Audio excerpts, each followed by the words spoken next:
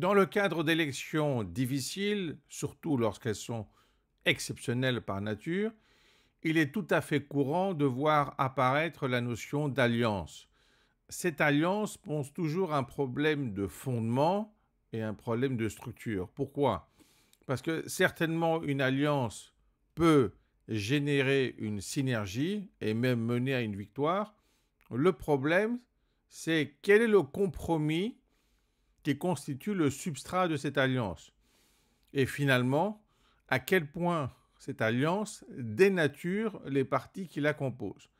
Donc c'est toujours une problématique, surtout quand il y a un rapport de force entre les deux parties. Il y a toujours un parti qui est dominant et l'autre qui veut avoir une alliance. Le parti dominant a besoin aussi d'une alliance pour pouvoir avoir une majorité.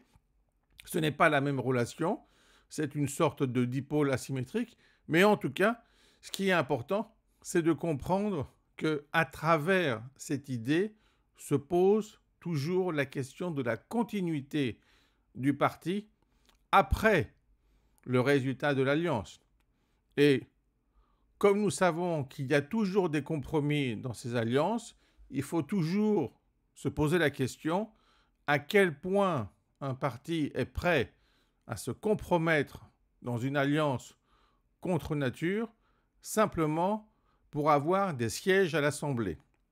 Il faut se rendre compte que tous les partis ne sont pas de même nature, tous les partis n'ont pas les mêmes valeurs, et par conséquent, lorsqu'il y a création d'une alliance, il faut s'intéresser aux valeurs qui sont communes et aussi aux divergences.